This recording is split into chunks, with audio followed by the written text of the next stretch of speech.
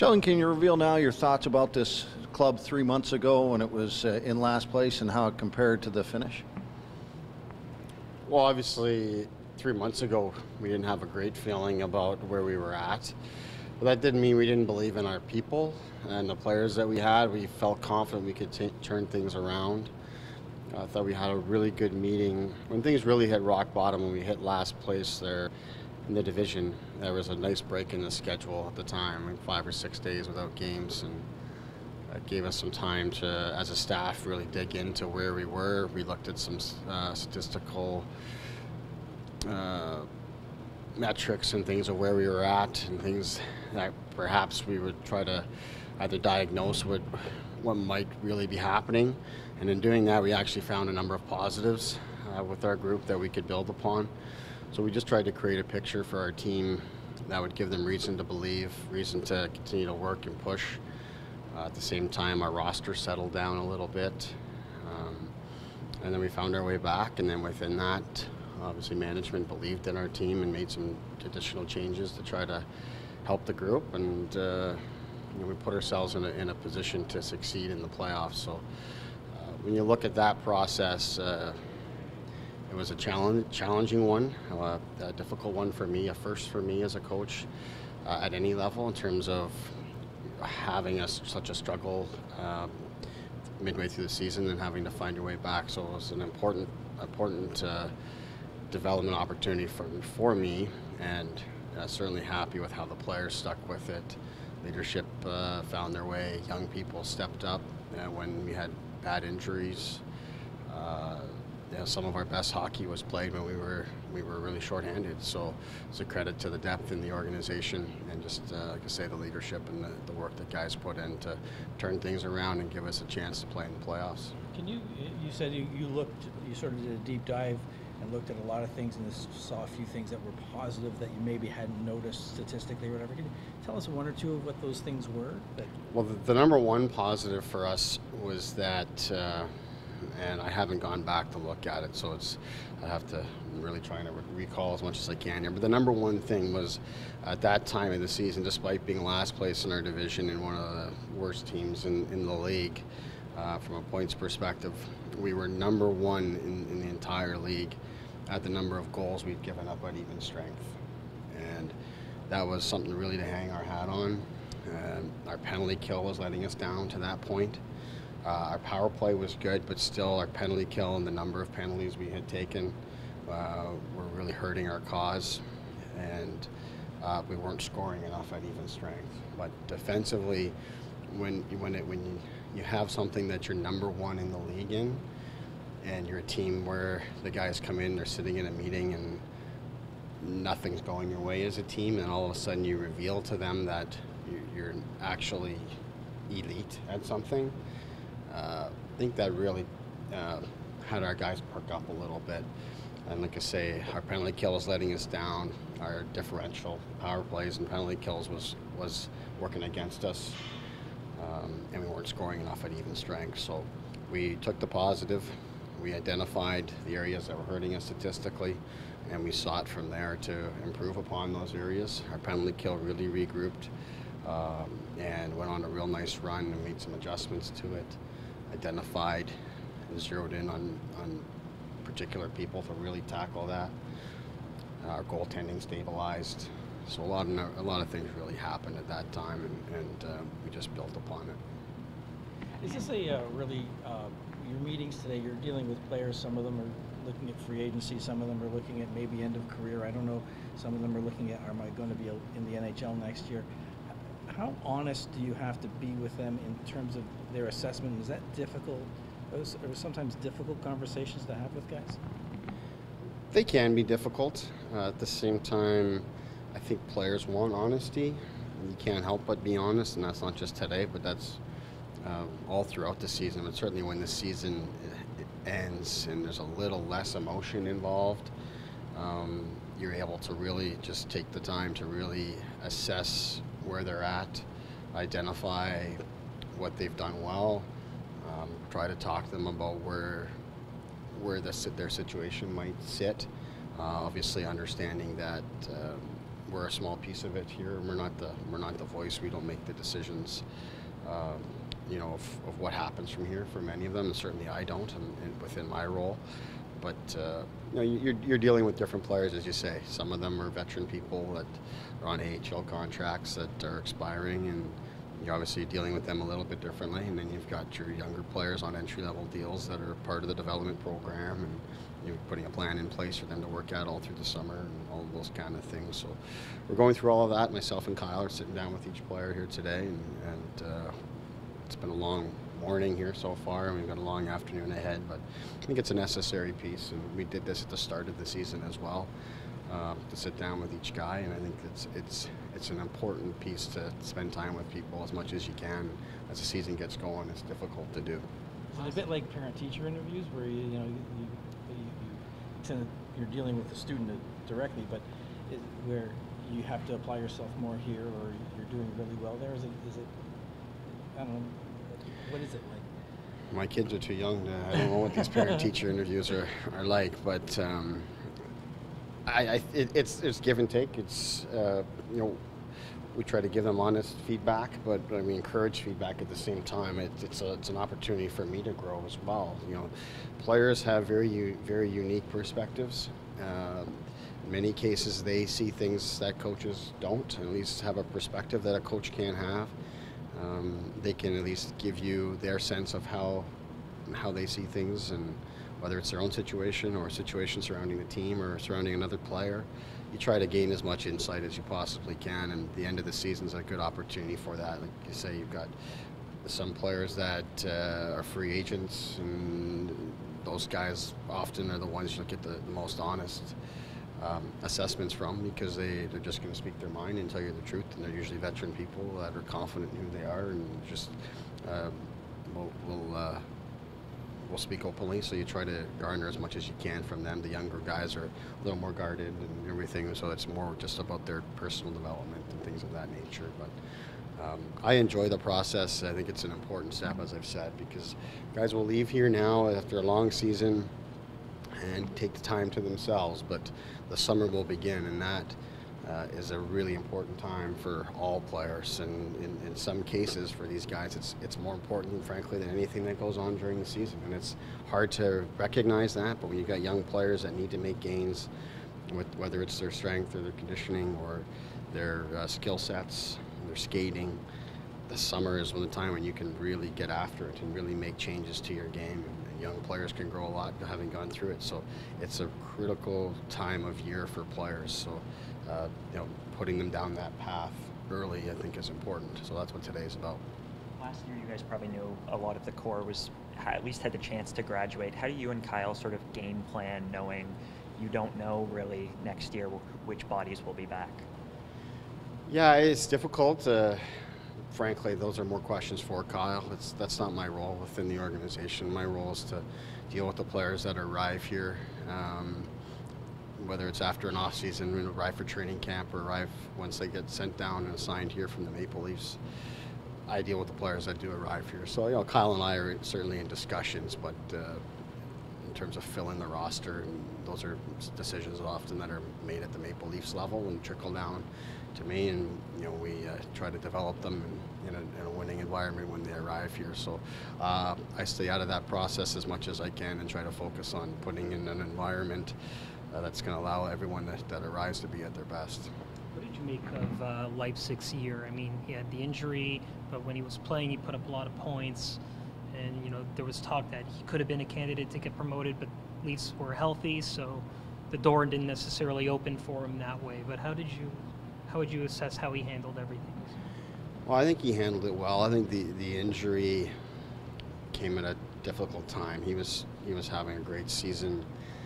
It's a time when our team was just starting to turn the corner a little bit, and he being such an important piece, we lost him at that time.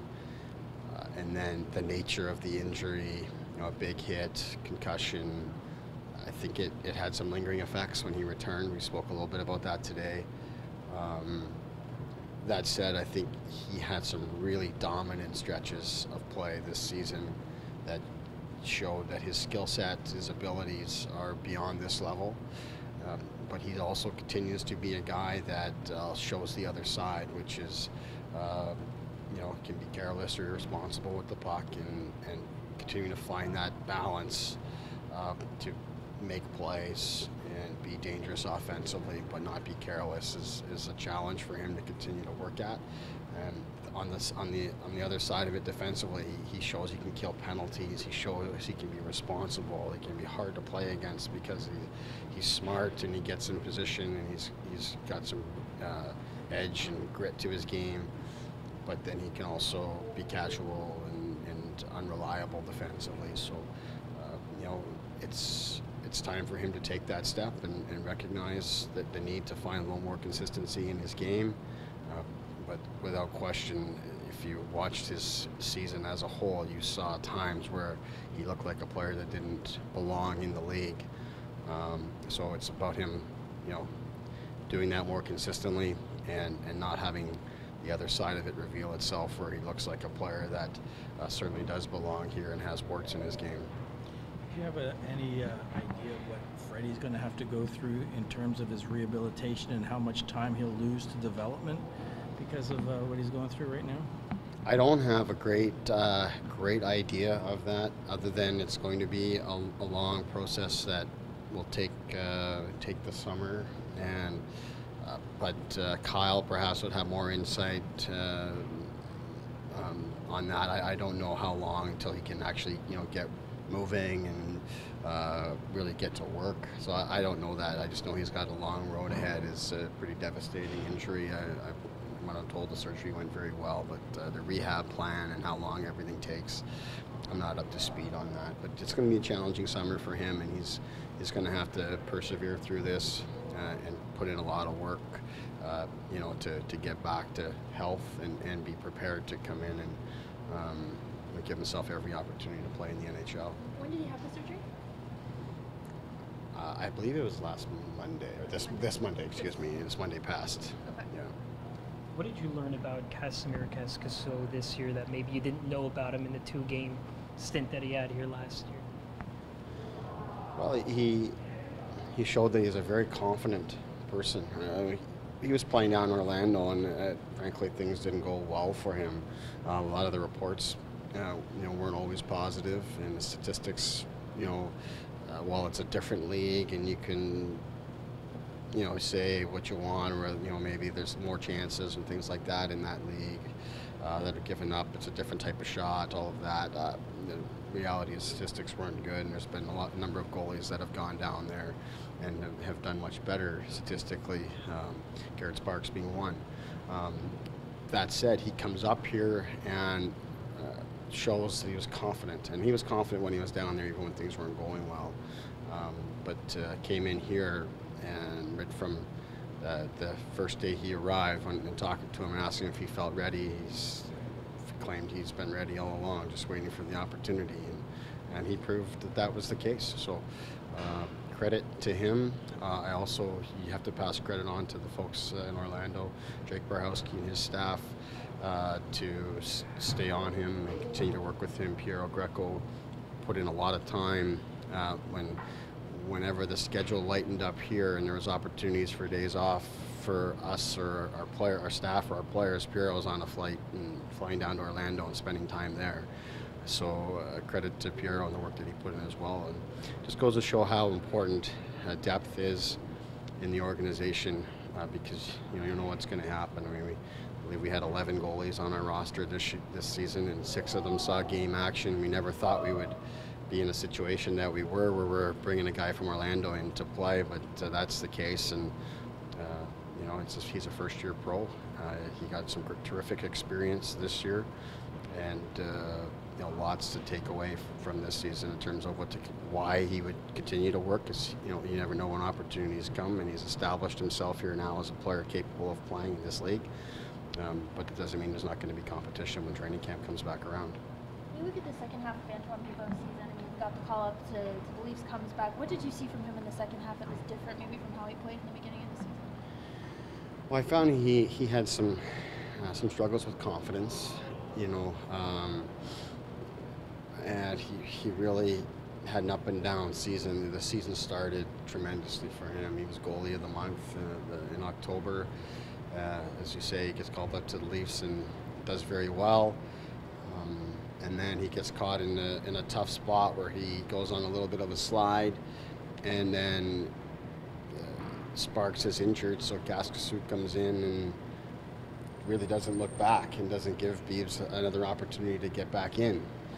So that's the nature of the business, and we talked to Beebs about that today, and he understood that. Credit to him for the work that he put in and the attitude, positive attitude he just kept every single day. Doesn't mean he was happy about it. Doesn't mean we don't believe in him. We talked to him just about taking the positives out of this season. Like I say, the great start. He had a tremendous summer last summer. Put in a lot of work, changed his body, was really focused, and he got off to a tremendous start for us. And then he got a win in the National Hockey League this year. So those are the positives that he's got to continue to build upon. But he was just caught. When you look at his situation, he was caught in a tough spot because we didn't really give him much of an opportunity to respond and get back to it. And we were working with him on getting his game back together and practices and off ice and things like that. But the other guys just took the ball and ran with it. And credit to Kaz for doing that. But Beebs was stuck in a spot there that he's going to have to get back to work this summer and come back in with a fresh start. Who stands out on the roster as someone who improved maybe the most out of everybody? When we talk about improvement from the start of the season, I think the guys I look at are Timashov and Moore.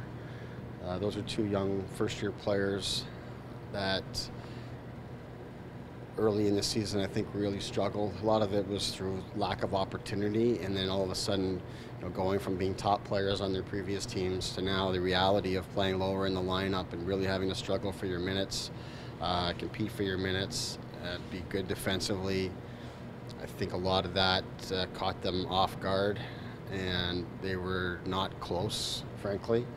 But they stuck with it, and when injuries happened and they got more opportunity, they showed to be ready for it. They took advantage of those opportunities, and then I thought we're better players because of that down the stretch. When the other, Kapanen and Leipzig, these guys come back in the lineup, they get shuffled down a little bit, and I thought they were better players because of that. I think they leave now with a much better understanding of what it takes to play every single day, to be reliable, to be competitive.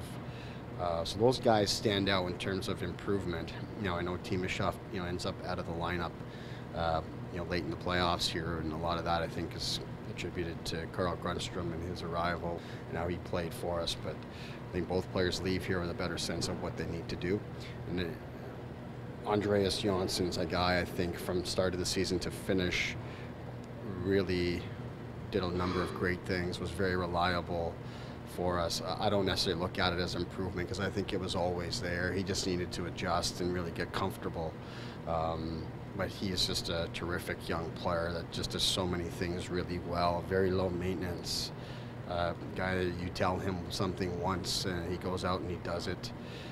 He executes at a high level, very competitive, has a lot of the ingredients I think that young players need and undersized players need. So we're really happy with his development and how things moved for him. But I think he had that. He's a guy with more professional experience, than others coming into this season, and he showed that. You look at Dermott and Nielsen, both guys I think came a long way during the season. Derms got off to a great start, had to fight through an injury and returning from that, and struggled at first but found his way back. And Nielsen had an up and down season that I think resulted in him playing some of his best hockey at the hardest time of year in the playoffs. So, there's a number of cases, and you focus in on the young players, but I think there's a lot of things to be happy about with the development of the players. And when we talk about the young players, it's interesting that you end up losing sight of a player like Kasperi Kapanen, who's only 20 years old. And because of his pedigree and his ability, you forget the fact that he's still in the development stage here, but he also improved quite a bit this year, took on a lot more defensive responsibilities, learned to play on the penalty kill for the first time in his life. So those types of things I think are important. This is what the American Hockey League is for, to be able to add dimension to players' games. And Kapanen's a case where I think that was important that we do that, and he took that responsibility and ran with it and brought it with him to the NHL.